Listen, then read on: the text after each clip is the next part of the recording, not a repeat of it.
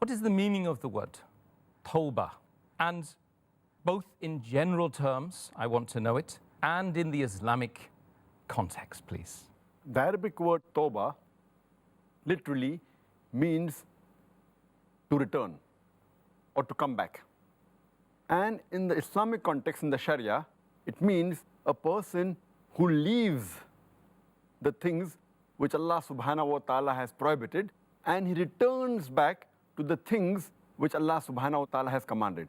So in short, it means a person leaving the acts which Allah has prohibited, and he returns back to the acts which Allah subhanahu wa ta'ala has commanded.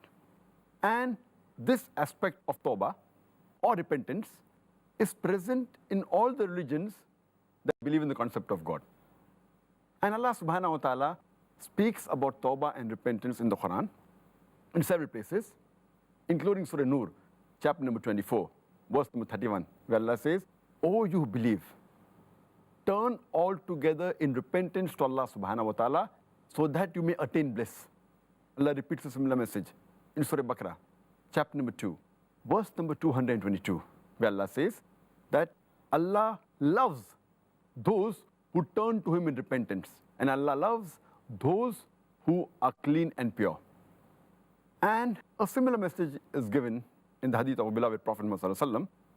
It's mentioned in Sahih Bukhari, volume number 8, Book of Applications, hadith number 6309, where our beloved Prophet Muhammad sallallahu alaihi wasallam said, Allah subhanahu wa ta'ala is more pleased when His servant seeks repentance than any one of you when he finds his camel which has been lost in the desert.